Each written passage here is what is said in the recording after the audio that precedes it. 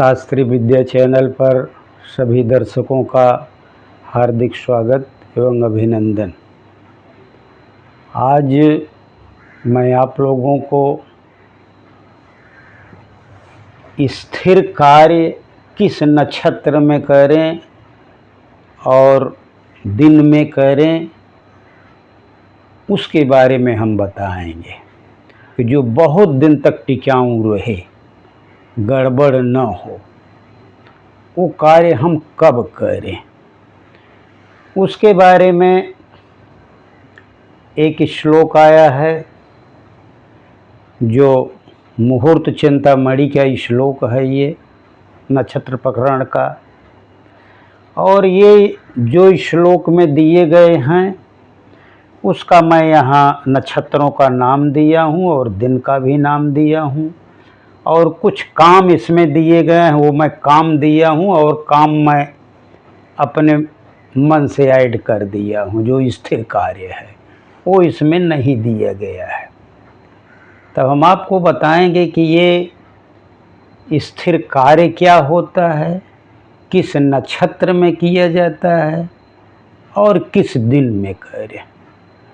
दिन का यहाँ बहुत महत्व नहीं है, नक्षत्र का ज़्यादा महत्व है इस श्लोक में। पहली बात तो हम बता दें कि इसकी ज़रूरत क्यों पड़ती है। जब हम या कोई भी व्यक्ति स्थिर कार्य करने जाता है, घर बनवा रहा है, मकान बनवा रहा है, खेत की रजिस्ट्री करा रहा है, कुआं खुदवा रहा है, ब्रिज बनवा रहा है, रोड बनवा रहा है, जो कि स्थिर है, जो बहुत दिन तक चलता है, तो उसमें हर व्यक्ति सोचता है कि हे प्रभु, मेरा यह कार्य बहुत दिन तक चले, ये बहुत दिन तक स्थिर रहे, टूटे न। उसके लिए अगर हम इन नक्षत्रों में काम करें जो इस श्लोक में दिया गया है तो वह बहुत दिन तक चलता है, ऐसा हमारा शास्त्र कहता है। तो जब हम कोई मुहूर्त बताते हैं, जैसे कोई पंडित जी के पास गया, पूछा कि पंडित जी हमें घर बनवाना है, हमें विवाह करना है, हमें कंपनी खोलनी है, दुकान खोलना है, क्योंकि ये सब स्थिर कार्य हैं, बहुत दिन तक चलते हैं, एक दिन में नहीं ख़त्म होता। तो आप कोई ऐसा नक्षत्र बताइए, मुहूर्त बताइए। तो पंडित जी पंचांग में देखते हैं तो वो ये नक्षत्र हैं कि नहीं।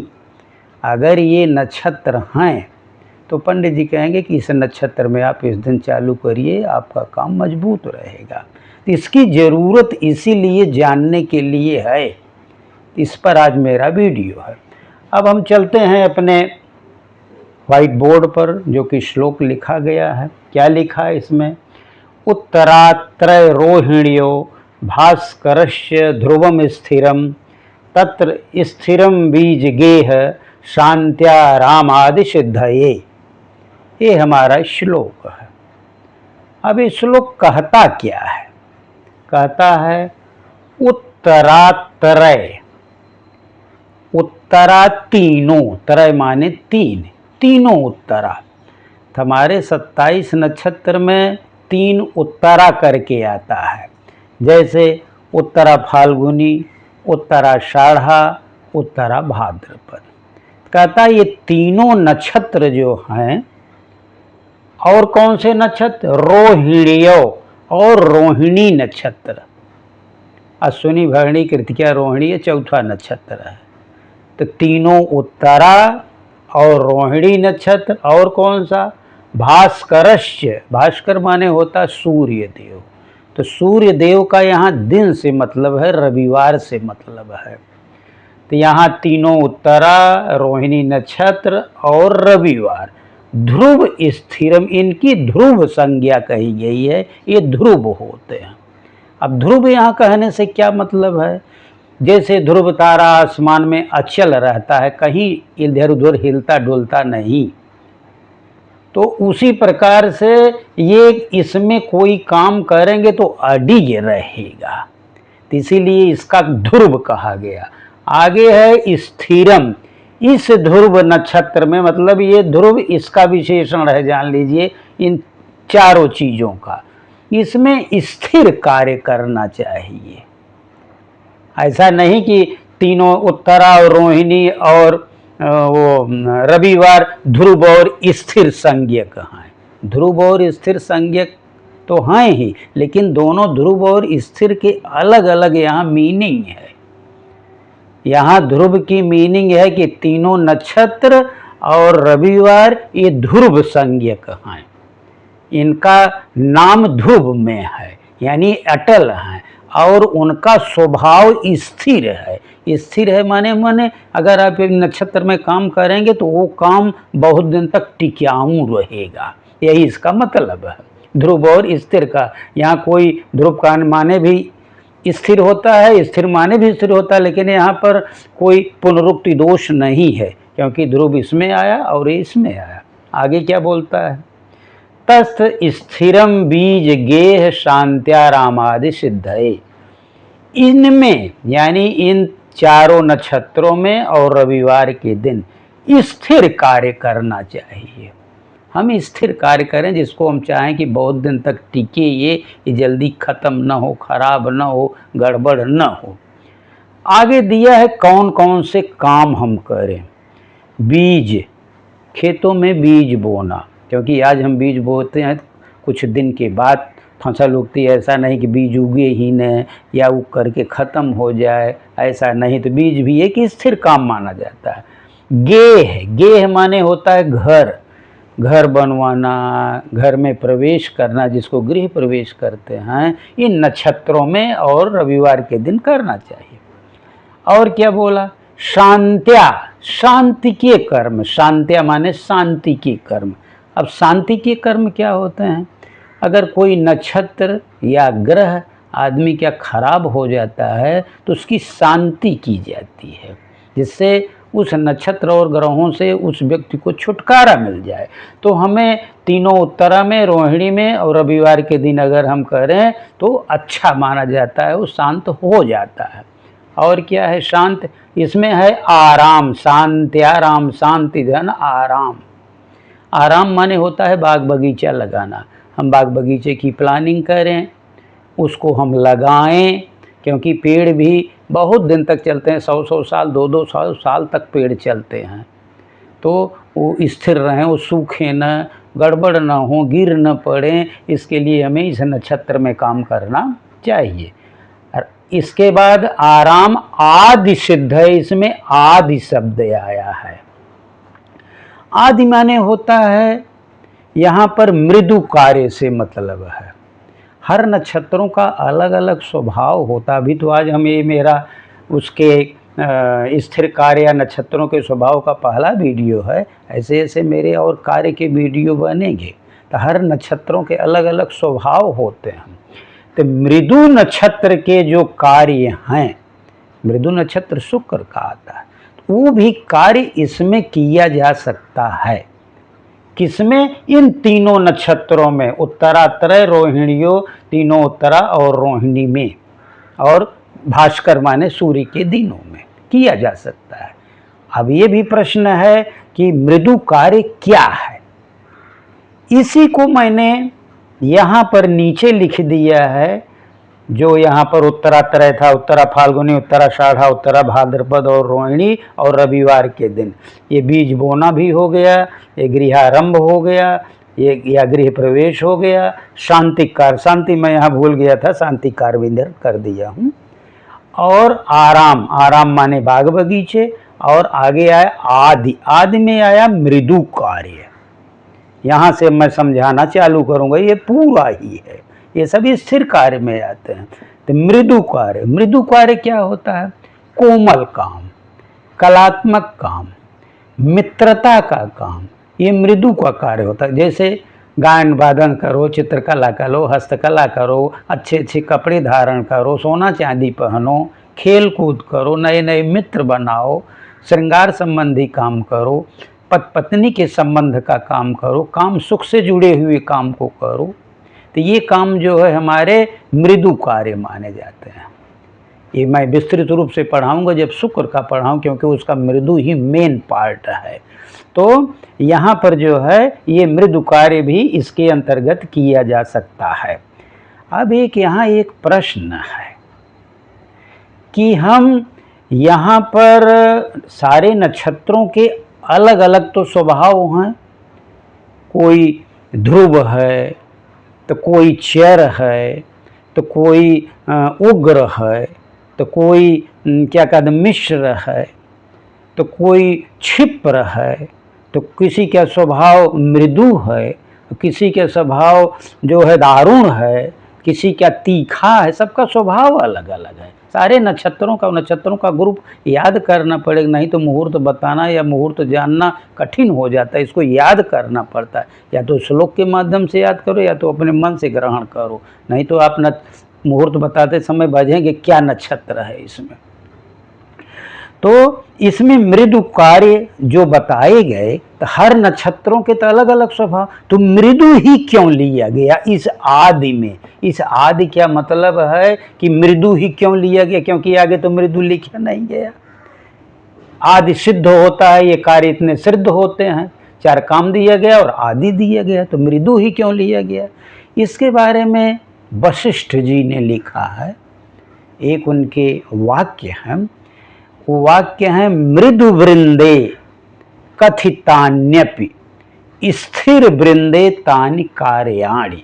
ये उनके एक पार्ट है जो उन्होंने कहा, उसका एक पार्ट है कि जो मृदु बिंद में, यानी जो मृदु नक्षत्रों में कार्य बताए गए हैं, स्थिर वृंदे तानि कार्याणि, स्थिर नक्षत्र में भी उस कार्य को करना चाहिए। इसीलिए यहाँ मृदु लिखा गया, क्योंकि मैं बोला कि 6-7 प्रकार के स्वभाव हैं, तो मृदु ही क्यों लिया गया, उसका ये आंसर है। अगला भी कार्य है, मैं बताया कि मृदु कार्य तो यहाँ तक हो गया आदि तक। मंदिर का निर्माण, मंदिर भी बहुत दिन तक चलता है, इसलिए इन नक्षत्रों में करिए।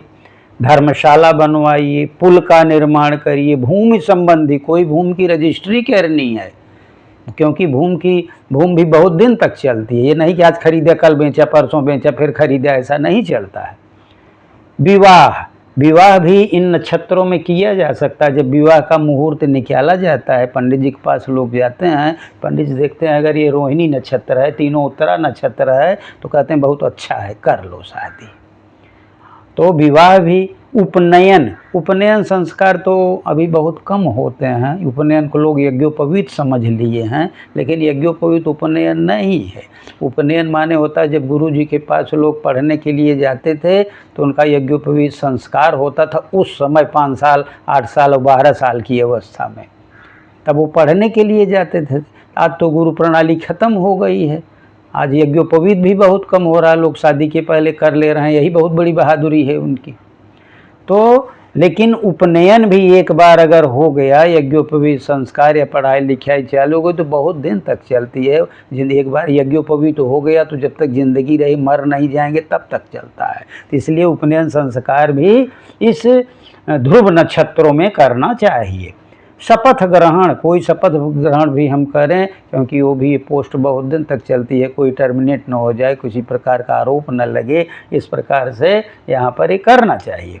नौकरी भी बहुत दिन तक चलती है, 30 40 साल 20 साल चलती है नौकरी, इसलिए नौकरी भी ज्वाइन करिए। इन नक्षत्रों में अगर देख करके करें तो अच्छी बात होगी। संचय निधि, अगर हम कोई एफडी खोलना चाहते हैं, कहीं पर शेयर मार्केट में हम कोई फिक्स करना चाहते हैं, या उनका वो खरीदते हैं लोग शेयर मार्केट में जो जमा करते हैं, तो अगर हम उसको बहुत दिन के लिए जमा करें तो जमा करने के लिए म्यूचुअल फंड वगैरह जैसे, तो हमें ये देखना, क्योंकि म्यूचुअल फंड भी साल 2 साल 4 साल 10 साल तक लोग रखते हैं, तो उसमें भी इन नक्षत्रों को देखें तो शायद म्यूचुअल फंड अच्छा चलेगा।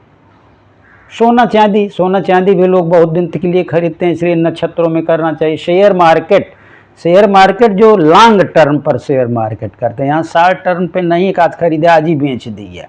अगर शेयर मार्केट में लंबी दूरी का हमें इन्वेस्टमेंट करना है तो हमें इन नक्षत्रों में करना चाहिए।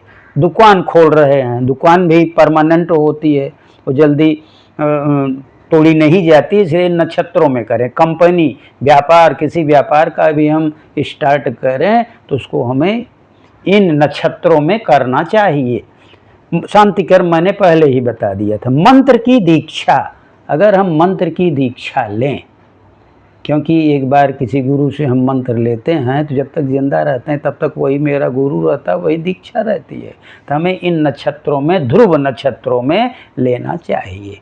तो ये मेरा तीनों उत्तरा, रोहिणी और भास्कर ये ध्रुव नक्षत्र हैं और इसमें स्थिर कार्य करना चाहिए और स्थिर कार्य करने से वो काम सिद्धये माने सिद्ध होता है।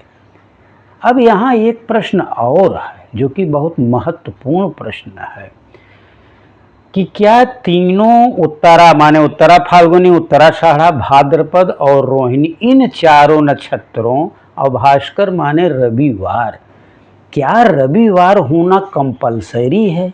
क्योंकि 7 दिन होते हैं, कहीं नक्षत्र मिलेगा तो रविवार नहीं मिलेगा, कहीं रविवार मिलेगा तो नक्षत्र नहीं मिलेगा। क्या रविवार होना कंपलसरी? एक ये प्रश्न है। इसके उत्तर में शास्त्रकार कहते हैं कि रविवार होना कंपलसरी नहीं है, ये नक्षत्र होने अत्यंत कंपलसरी हैं। दिन कोई भी हो सकता है। तो आप स्थिर काम करिए, वो आप मुहूर्त जानिए या मुहूर्त बताइए। अगर उसके साथ रविवार मिल जाता है, ये नक्षत्र भी रविवार भी है, तो जान लो सोने में सुहागा हो जाएगा कि वो और भी पुष्ट हो जाएगा और भी स्थिर हो जाएगा। तो ऐसा नहीं है कि रविवार नहीं मिल रहा है, ये उत्तराषाढ़ा मान लो मंगलवार को आ रहा है, सोमवार को आ रहा है, तो हम स्थिर काम न करें। कर सकते हैं, ऐसी मनाही नहीं है, क्योंकि ऐसा शास्त्रकार कहते हैं अगर रविवार मिल गया तो अत्यंत उत्तम है।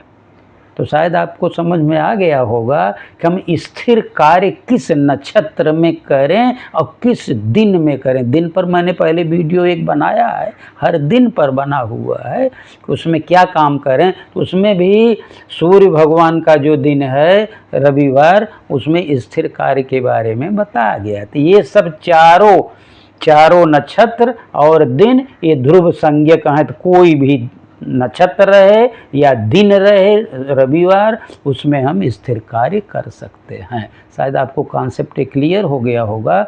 बस आज मेरा यहीं पर ही वीडियो समाप्त होता है। अपनी वाणी को मैं विराम देता हूँ। आप लोगों का बहुत बहुत धन्यवाद एवं आभार।